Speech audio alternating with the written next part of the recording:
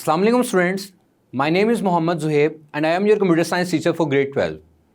Students, आज जो हमारा टॉपिक है वो है second normal form. Last lecture में हम लोगों ने नॉर्मलाइजेशन की फर्स्ट फॉर्म को पढ़ा था। आज हम नेक्स्ट स्टेप जो नेक्स्ट स्टेज है 2NF उसे पढ़ने जा रहे हैं। तो आइए चलते हैं इस टॉपिक को समझते हैं बोर्ड पे। Second normal form. स्टूडेंट्स, अगर आपको याद हो तो हम नॉर्मलाइजेशन का टॉपिक पढ़ रहे थे और लास्ट लेक्चर में हम लोगों ने फर्स्ट नॉर्मल फॉर्म को डिस्कस किया था। आज जो हम टॉपिक पढ़ने जा रहे हैं वो सेकंड नॉर्मल फॉर्म है, नॉर्मलाइजेशन का सेकंड स्टेप है। इसमें हम देखेंगे कि कौन कौन सी कंडीशंस हैं सेकंड नॉर्मल फॉर्म के लिए, एक टेबल को किस तरह से सेकंड नॉर्मल फॉर्म में कन्वर्ट किया जाता है और किस तरह से डिपेंडेंसीज को टेबल में से रिमूव किया जाता है।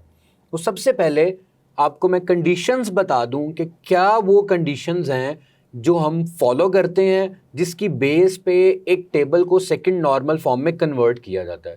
स्टूडेंट, सेकंड नॉर्मल फॉर्म की दो बेसिक कंडीशंस हैं, जिसमें पहली कंडीशन क्या है कि टेबल यानी कि रिलेशन वो फर्स्ट नॉर्मल फॉर्म में होना चाहिए। अगर आपको याद हो तो हमने ये बात की थी कि अगर किसी टेबल में या रिलेशन में कोई भी रिपीटिंग ग्रुप नहीं होगा तो वो टेबल फर्स्ट नॉर्मल फॉर्म में होगा। इसका मतलब है कि अगर मैं ये पहली कंडीशन की बात करूं तो ये कह रहा है कि टेबल में कोई भी रिपीटिंग ग्रुप नहीं होना चाहिए, यानी कि हम वो वाले टेबल को, वो वाले रिलेशन को सेकंड नॉर्मल फॉर्म में कन्वर्ट कर सकते हैं जो फर्स्ट नॉर्मल फॉर्म में ऑलरेडी मौजूद होगा। उसमें से किसी भी किस्म का कोई भी रिपीटिंग ग्रुप नहीं निकलेगा। तमाम रिपीटिंग ग्रुप्स को रिमूव करके फर्स्ट नॉर्मल फॉर्म में कन्वर्ट करके फिर पहली कंडीशन सेटिस्फाई होती है कि अब हम इसको सेकंड नॉर्मल फॉर्म में कन्वर्ट करेंगे। स्टूडेंट, सेकंड नॉर्मल फॉर्म की दूसरी कंडीशन क्या है कि टेबल में या रिलेशन में किसी भी किस्म की पार्शियल डिपेंडेंसी नहीं होनी चाहिए। There should not be partial dependency in the relation.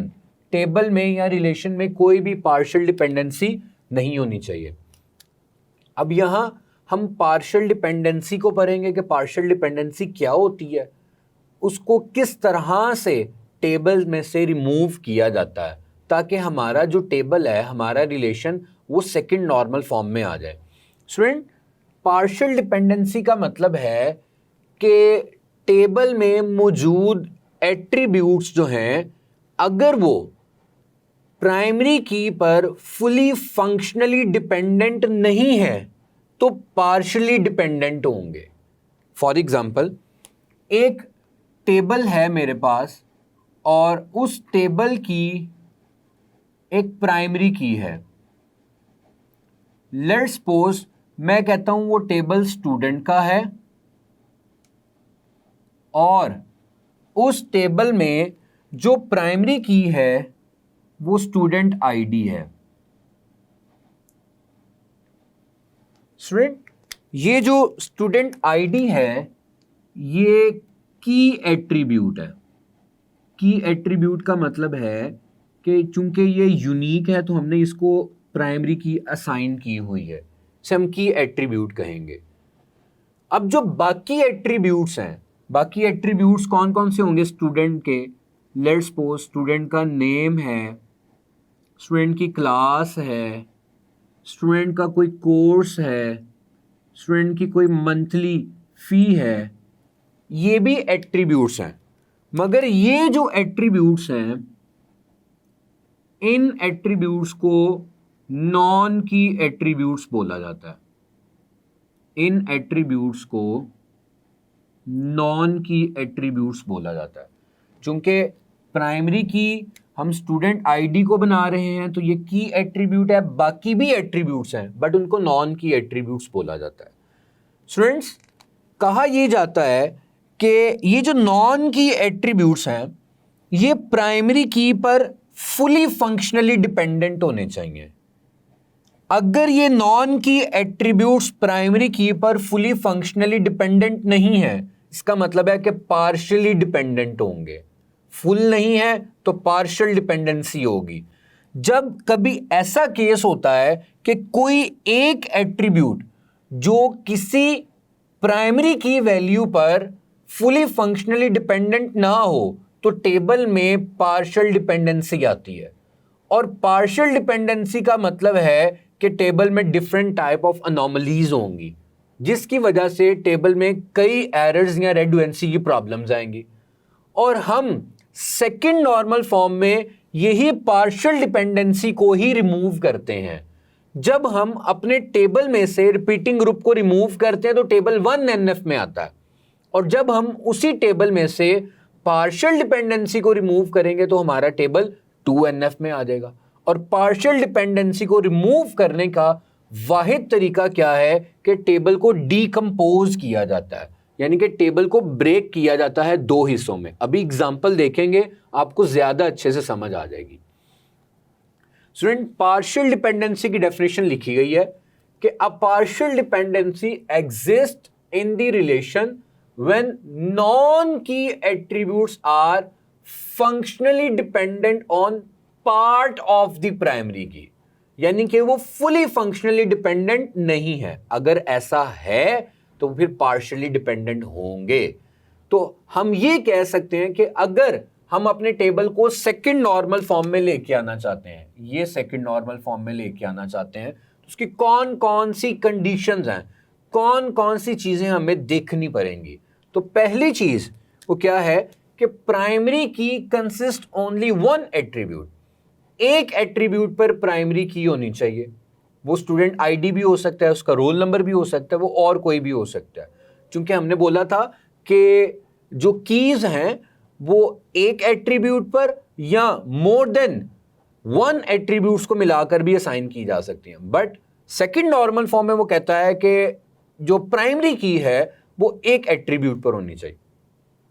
Second condition क्या कह रहा है? No non key attribute exist in the relation, कि आपके टेबल में, आपके रिलेशन में कोई भी नॉन की एट्रीब्यूट नहीं होना चाहिए। स्टूडेंट, यहां पे स्टूडेंट्स थोड़ा सा कंफ्यूज हो जाते हैं कि अभी तो मैंने बोला कि ये जो नेम है, ये क्लास या कोर्स या फी, ये नॉन की एट्रीब्यूट्स हैं।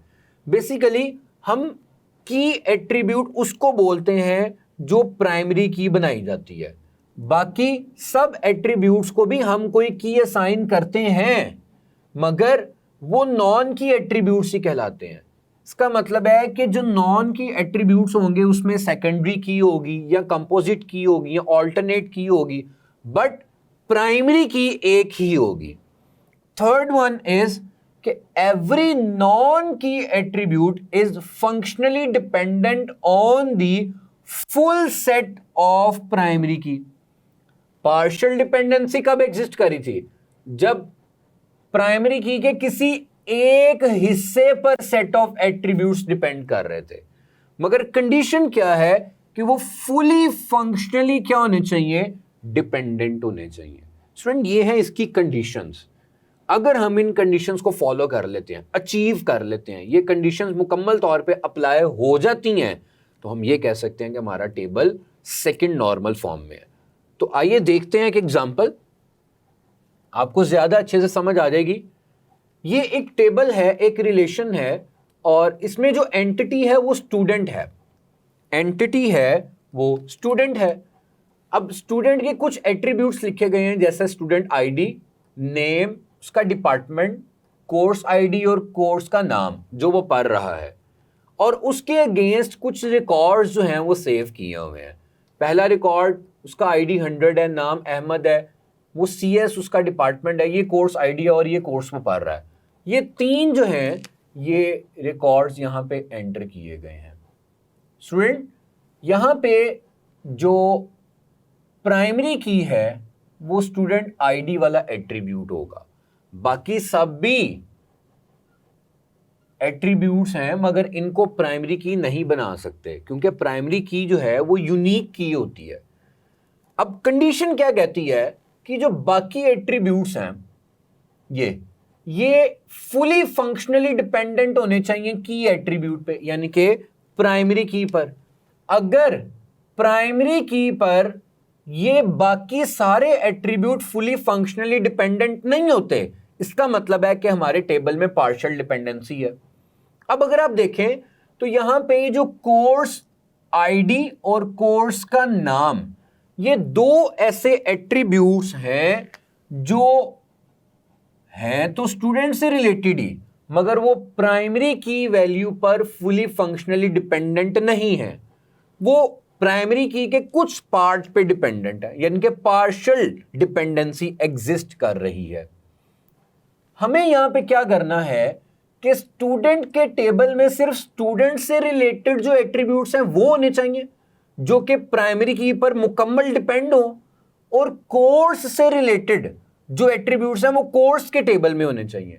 अब ये जो कोर्स का नाम है ये कोर्स आईडी पे डिपेंड कर रहा है, ना कि स्टूडेंट आईडी पर। हालांकि स्टूडेंट तो वो कोर्स पढ़ रहा है, बट इसके बावजूद ये जो एट्रीब्यूट है ये इस आईडी पे डिपेंड कर रहा है, मतलब पार्शियल डिपेंडेंसी एग्जिस्ट कर रही है। तो हमें क्या करना है, हमें इस टेबल को डीकंपोज करना है। डीकंपोज का मतलब होता है इस टेबल को ब्रेक करना है। हमें इसमें से वो एट्रीब्यूट्स अलग करने हैं जो स्टूडेंट के हैं, और वो एट्रीब्यूट अलग करने हैं जो कोर्स के हैं। तो अब हम यही एग्जाम्पल को दोबारा से रिजॉल्व करेंगे, पार्शियल डिपेंडेंसी इसमें से खत्म करेंगे। स्टूडेंट आईडी ऊपर से देख के नीचे रिकॉर्ड फिल करते हैं। 100 नाम है जी अहमद और डिपार्टमेंट है इसका CS।